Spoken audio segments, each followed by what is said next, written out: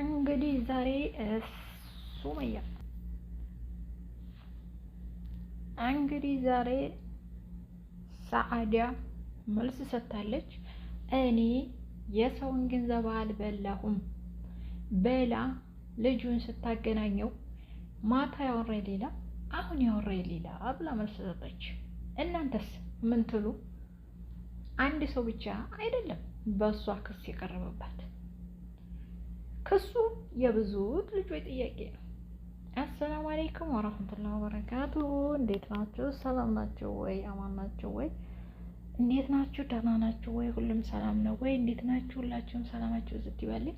እንግዲህ ዛሬ መጥቻለሁ። ማን የመጣሁበት ነገር እንግዲህ ያው እንደምታውቁት ሰዓዳ እና አሊ ማለት ነው መልሱን እንጂ መጣዋል። እኔ ምንም ነገር ያረኩት ነገር የለኝም፣ የወሰድኩትም ነገር የለኝም። ለአንተ አልሰጥም ብያለሁ ወይ ገንዘቡን? ስለዚህ ለምን እንደዚህ የተባለው ብላ እሷ መልስ ሰጠች። ሲቀጥል በኋላ ደግሞ ትንሽ ቆይና ማይ ተቀይሯል ልጁ ማለት ነው። እና ይሄ ነገር ማንጋ ነው ሀቅ ያለው ብላችሁ ትላላችሁ። እኔ ግን አንድ ሰው ብቻ አይደለም እሷን የከሰሳት በጣም ማለት ነው ብዙ ልጆች ናቸው። ስለዚህ እናንተስ እንዴት ነው የምትሉት? ይህ ነገር እንዴት አድርጋችሁ ታወጣላችሁ ብዬ ነው የምለው ማለት ነው ሀባይቢ። እና ለምን የሰውን ገንዘብ ከመብላታችሁ በፊት መረጋጋት ለምን? እንዴ ከሱ እኮ በጣም በጣም በጣም በጣም በጣም በዝቷል። የመዲም ቅመሞች አሁን ቅሬታቸውን አቅርበዋል። እሷ ግን መልስ ሰጥታለች። የመዲም ቅመሞች ግን ቅራኔያቸው አንድ ሰው ብቻ አይደሉም፣ ወደ 10 ሰዎች ናቸው። ተበልቶብኝ ትሉ የነበረው። እሺ ሳዲ ለነዚህ ለ10 ሰዎች መልስ ለምን አትሰጭም? መልስ ሰጥተሻል ወይ? እንጠብቅ። በዚህ ከሆነ ልናምንሽ እንችላለን። ስለዚህ ክሱ የአንድ ሰው ብቻ አይደለም ማለት ነው። ክሱ በዝቶብሻል። ክስሽን በስነ ስርዓት ተቀበይና መልሽልን፣ እኛም እናምናለን። አለዛ ክሱ ይሄ ወዲያ ቢሉት ማለት ነው። ልጁ ራሱ ታጠፈና እኮ ሌላ ነገር ነው ያደረገው። ሀቁን እሷ እንዲያላህ ነው የያዘው እርግጥ። ነገር ግን ይሄ ነገር መሆን ያለበት አንቺስ ምን ትያለሽ? እና ሀባይቢ ያው እንግዲህ ክሱ ቀርቧል። ክሱ ደግሞ ብዙ ነው የቀረበው፣ ብዙ ልጆች ናቸው።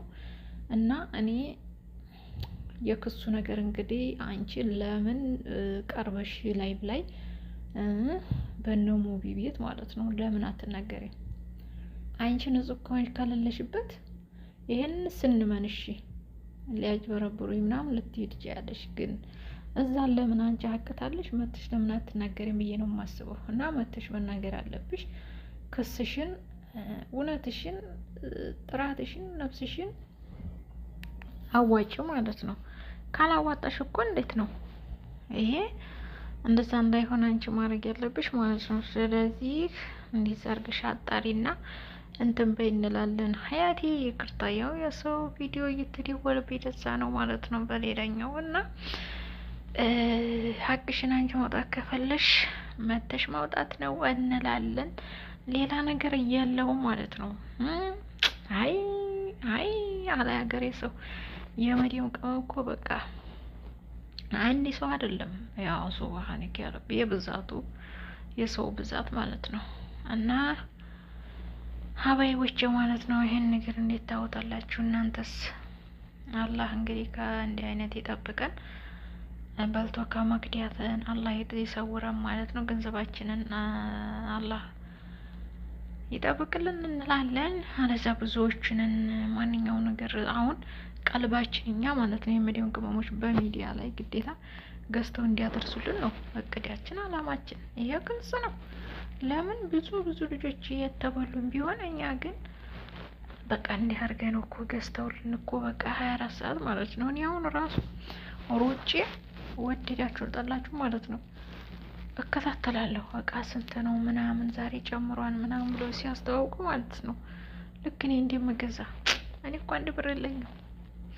እና ብር ያላቸውማ አስተውን ይገዛሉ። እውነቴን እና እንግዲህ እንደዛ ስለሆነ ድንግርግር አድርጎና እላችኋለሁኝ። እና እንግዲህ ሰዓሊ መልስ ሰጣለች።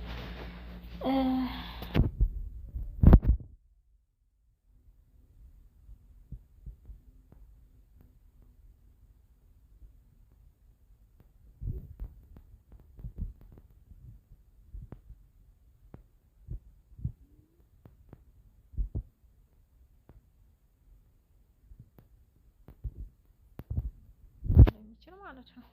አንድ ሰው ባደገ ጊዜ ምቀኝነት ይበዛል። ስለዚህ አንቺ ከሌለሽበት መተሽ ነፍስሽን ማጣራት ይኖርብሻል እና አብሽሮ። ለማንኛውም መጠንቀቅ አይከፋም፣ ተጠንቀቁ። ሁሉም ነገር በአሁን ጊዜ የሚታመን ሰው ስለጠፋ ማለት ነው። ታማኝ ነገር የለም። አንድ አላህ ብቻ። የሰው ልጅ ምንም ሁሉም ጎደሎ ነው። ያ ሰው ደህና ነው ስትሉ ነገ ተቀይሯችሁ ስለምታገኙት ተጠንቀቁ። ላለው ይመቻችሁ። ባይ ባይ።